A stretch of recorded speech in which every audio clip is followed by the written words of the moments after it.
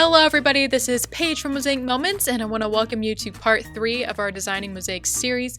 Today I'm going to be talking about focal point, and it's also known as emphasis. So with the word emphasis, you can see that the item on your page that gets the most emphasis is the focal point of your layout.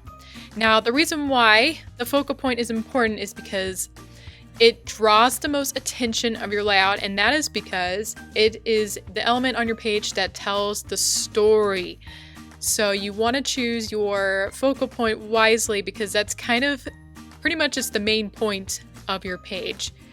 And you need to decide on what the focal point is going to be. A lot of you are probably familiar with the term focal point. We do use it a lot ourselves when we're talking about our pages, but I hope you gather a lot of ideas today and have a better understanding of the importance of a focal point. And after you watch this video, go check out our article. Our writer Candy wrote it and has some great information that I'm actually not going to fully cover today, so go check that out after you watch this video, and the link will be below in the description. So before you start making a new layout, you first want to choose what your focal point is going to be. And so most commonly, we generally use a photograph as the focal point. And so you need to look through your stash of photographs and decide which one is the most important to tell the story of your layout. So here, Jody chose the middle here is about a family. This is her daughter and son-in-law and their daughters. So that's pretty much telling you what the layout is about, is their family. So here I took out the mat that was in the middle. So this page is all photographs, and now the middle does not have a mat. Now I still think this layout looks good. You can still tell in the center it is the focal point. It's the only square photograph on the page, but that mat really gives it extra emphasis because it adds a little color and it makes that center part pop a little more. So I'm going to show you a comparison between the two. All right, you can see the two different pages here. It's a really subtle change, but I feel like my eye is drawn to the layout on the left because of that blue mat. It adds a pop of color and it does emphasize that focal point much better than the layout on the right, because on the right there really is nothing to separate the focal point from the rest of the photographs. So even if you have a simple style and you prefer to keep your pages like this, where it's mostly photographs and not much embellishments, even adding a little paper mat helps draw your eye to that focal point more, versus if you don't use any sort of paper to separate the focal point and the rest of the photographs. Another way you can make your focal point stand out if it's a photograph is by cutting it in a different way, such as cutting it into a mosaic, or in this case I cut it into strips and it makes this nice panoramic look.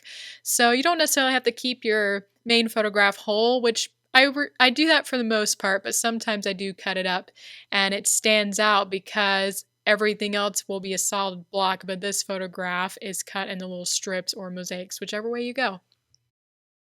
Another focal point option is journaling, and in this case I have a journaling block here. It could also be a title. What's nice about journaling is the journaling or the title, whichever you use, literally tells you what the page is about, right? So this is a nice option that tells the story of your layout.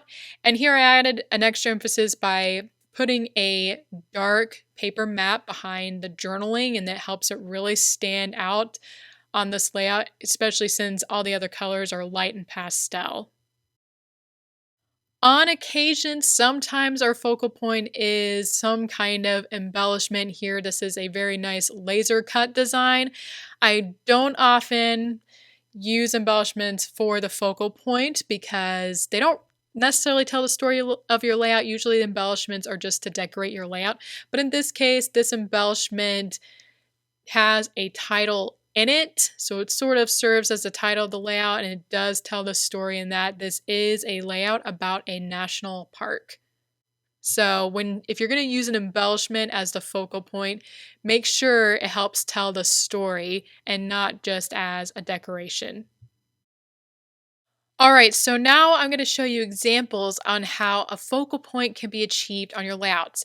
And one of them is size. So on this layout, I don't do this very often with the basic shapes, but if you look in the center where the boy is looking at the fish in the aquarium, that was printed 5 by 7. Now, you don't have to print it full 5 by 7, but that was how I emphasized it on this page. I wanted to make this huge photograph that stood out and really told a story about how this is a page about the aquarium. So again, one way to achieve focal point is the size. So something that's much bigger than all the other elements on your page is one way to make a focal point. So your focal point does not have to be in the middle. In this case, the focal point is the photo with the brown mat. And so your focal point really could be just about anywhere in your layout. You just need to add something to emphasize it so it stands out from everything else. So in this case, it has a brown paper mat, which as you can see, none of the other mats are this color, and plus it's a darker color. So that's handy to have a high contrast between the grid paper and the paper mat if you're using one. It's also the largest photo on this layout. So again, the position of the focal point doesn't have to be in the middle. Really what you need to do is make sure it is separated somehow from everything else, whether that be it's a different color or a different size or whatever else you can do to emphasize the focal point. Another technique you can do is reducing the size or cropping down the secondary photos. So here, the focal point is the largest photograph and it stands out a lot more because the rest of the photographs are really small. And another tip I want to give you today, so most of our focal points, including mine, they usually are close-up of a portrait. Not every time, but a lot of times. But here, the focal point's a little bit different because my dog is really far away in that photograph, and she's close up on the smaller ones. But I did this on purpose because in that middle photograph, you kind of can see the setting of where she's playing in the snow. You can see how deep the snow is. You can see it's in a backyard and the plants there. So your focal point doesn't always have to be a portrait or a close-up or something. It can be a photo that tells the story of the setting you're at. A very common way we emphasize the focal point is by extra matting. So a lot of our photos, they might have one mat behind it, but you can add the extra emphasis by using multiple mats. And here that focal point is on the top here, and it's matted with 3 different papers. There's another one below it that has 2 papers, but give the focal point an extra mat like I did here. And in this case, the mat is also the biggest mat for the photograph is this fun pattern paper, and you can see a lot of it.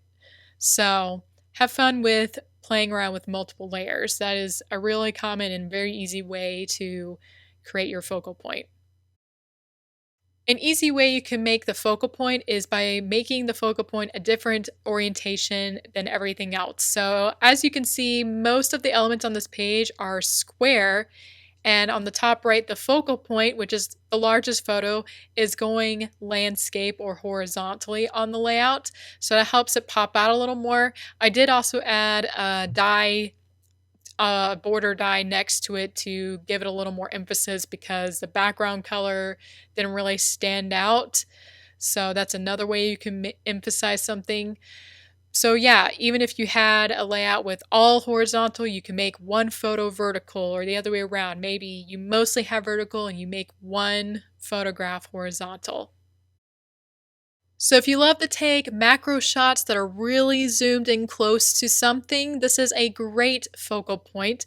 In this case, this is a very close-up shot on the flower in the middle here. I also cut it with the 4x6 strip frame die to add extra emphasis as well. So yeah, if you like those kind of shots, they're very different usually from any other thing you take. So that's a great way to make the focal point. One way you can make a focal point, this is a fun one too, I think, is adding little embellishments. So in this case, the focal point's on the bottom right corner here. The 2 yellow paper tiles do have a little bit of a border beneath them, but you notice both of them have that. So they don't really stand out because two photographs have the same thing, right? But on the bottom right photograph, it's double matted, but it also has those little flower embellishments added, and so your eye draws to that spot very quickly. So again, you can create the focal point by adding little embellishments around it. You can create a focal point by using more empty space. And in this case, this is a great opportunity to try this out if you're using a page pattern that has a very large block. So here in the middle, I have a 6x6 block in the middle, which is a really big square. We don't even have a die this big. So now on grid paper, you're probably not going to keep it empty because you have to cover the grid lines. So a solution for that is by using cardstock, or in this case, I use pattern paper to cover up the grid paper. But you can see there's so much space between the middle photo and the other small photos that it really emphasizes the focal point here. A very common way to make a focal point is by color, and you can do a lot of different things with color. So in this case, I have some pattern paper on the layout here, and the reason why the focal point stands out is because it's the only solid block. It's the only dark brown block. And I also added color by having that blue strip of paper where the title is. That strip goes across into the focal point, adding more color. And another thing you can do is maybe your focal point is a black and white photo and all the rest of the layouts are color. Or it could be the other way around. Maybe your focal point's color and the rest of the photos are black and white. So have fun with color. Color is a very easy way to create your focal point. If nothing else, you can just make your focal point a different color or a very bright color that's different from everything else on your layout. All right, the last way I'm going to share how you can achieve a focal point is by making your focal point a different shape from everything else in your layout. So in this case, my focal point is an oval shape, and that was created with the oval frame die. So of course, using a particular frame die is a good way to make your focal point. And it looks really good here because everything else is just a typical rectangle shape, or sometimes it could be a square shape, right? But this really adds emphasis because that different shape, whether it's a circle or an oval or something else, it helps it stand out more because it looks so much different from everything else on your page. So you're probably going to have some layouts where there's not really a defined focal point, and that's usually going to be with your radial designs. So that's usually a lot of our pinwheels, and this right here is a radial balanced design. And as you can see, everything is balanced evenly around the layout, and there really is not a focal point that stands out. Now you could have one of the elements stand out a little more, make that your focal point, but sometimes with these kind of layouts, I really like the balanced look. So the key here is to make sure you have a focal point, a very well-defined focal point on your second layout. So right here I have the full 2-page spread, and you can see the layout on the right with no defined focal point. So I made sure for the other layout on the left, it did have a defined focal point. In fact, if you look at the 2 pages, the focal point on the left side is the largest photograph on the entire spread. So you want to make sure there's something about that focal point that stands out on the entire 2-page spread. And some layouts, they're going to have 2 focal points because both your layouts basically have their own focal point, and that's okay as long as they're not competing with each other. Alright, so I wanted to talk about mosaic layouts a little bit. If you have not done one, I recommend trying it out sometime. It is actually very fun to blend the photos together to make it look like one big photograph. And it takes you back to our roots. This is what most of our pages originally were in this style, hence why we are called Mosaic Moments. But now we've expanded beyond the mosaic look. But anyway, on mosaic layouts, you're not necessarily going to have a focal point. You could have a photograph that maybe looks a little bit different from the rest or has a different color from the rest and try to blend it in there to make it look like a focal point. Both mosaic layouts, really it's all about the blending technique and you're not really trying to achieve a particular focal point, I mean, the page looks so amazing. The idea you want to really with the mosaic, you just want your eye to go around the layout and to make sure it's balanced. But if you do want to make a mosaic layout and you have some photographs that you really want it to be the focal point or you want it to stand out more, what you can do is crop them larger, such as the photo on the bottom right corner here. There is the shell with a little crab inside it. It's really cute. And if we had cut that all up in the 1-inch squares, it would have blended with the rest of the layout and it wouldn't have stood out, right? But because it was cropped to be in a larger block, it stands out from the rest of the mosaic pieces on the layout. So again, if you want the mosaic look and want a certain photo to stand out and be emphasized more than the rest, keep it larger and not cut it into the 1-inch mosaic pieces. So earlier in the video, I mentioned how it's okay for 2-page spreads to have 2 different focal points because your 2 spreads may have their own focal point, right? As long as they don't compete with each other. Now, this will be the issue if you decide to make your 2-page spread the same exact pattern like I did here. Now, in the case of this one especially, this is a pinwheel. There really isn't a focal point. I mean, the southwest die is in the middle, but it's not really the thing that tells the story. It's the photos, and the problem is this 2-page spread doesn't really have a focal point at all, and since they are the same layout, they're just competing with each other. Your eye doesn't really know where to go. So when it comes to 2-page spreads, you want to make sure the 2 spreads complement each other rather than be the same. So that's something to keep in mind. So instead of choosing the same layout twice, make sure it's 2 patterns that complement each other by making sure they both have similar elements. So on this 2-page spread, I kept the same layout on the right, and then on the left, I have a symmetrical pattern, and these both complement each other because they both have similar elements between them, and I'm going to talk about that a bit more in my next video about harmony, so keep your eye out for the next video. I'm going to be talking more about 2-page spreads in that video. But for now, just for focal point on the right layout, there really isn't a focal point, right? It's a pinwheel pattern, it's a radial design. There really is not a defined focal point there because everything's equally distributed around the layout. But on the left page, I do have a defined focal point. It's the layout, or excuse me, the photograph that's in the center there. So on this 2-page spread, I was able to give it a focal point, whereas before, there really wasn't a focal point. My eye really didn't know where to go. All right, I'm bringing up another example. So right here is 2 3-column layouts. And again, they both look exactly the same. Now in this case, they both have focal points, but they're the exact same. And again, my eye doesn't really, it kind of can't decide on which one to choose.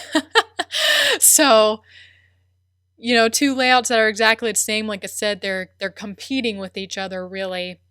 So that's why it's important to pick 2 different page patterns. Now, the only exception to that is if there's a page pattern you can mirror, which in the case of a symmetrical pattern, you can't really mirror it because it's going to look the same. So when it comes to focal points, the main issue with using the same spread for both of your layouts is you have 2 competing focal points, and you really want them to complement each other, not compete with each other. So I changed the layout on the right, and as you can see, this 2-page spread does have 2 different focal points, and like I said, it's fine, but now they're not competing with each other, now they complement each other. You can see the 2 focal points, they both use the same color mats, and so they both stand out together. The one on the left is a rectangle shape, and the other one on the right is a square shape. And you can tell they stand out, but at the same time, like I said, they don't compete anymore. So with focal points, make sure if you use more than one that they complement and not compete. All right, we've reached the end of today's video. I want to thank you guys who have been following along so far. Teaching these design principles has been really fun for me, and I can tell from the comments that a lot of you have found it very helpful, and I hope to continue to do that through the rest of the videos I make. And you've probably have heard of the term focal point before and probably have already been adding them to your pages, but I hope today gives you a better understanding of why we use a focal point. And really the whole point is to tell your story, which scrapbooking is all about, telling your story, right? I mentioned earlier that the next video in this series is going to be on design principle harmony. So definitely make sure you are subscribed to our channel so you can be updated on when that episode is published. Okay, so I hope you guys again enjoyed learning more about design principle focal point, and I hope you have fun scrapping at home and using your new design skills. And I'll see you next time.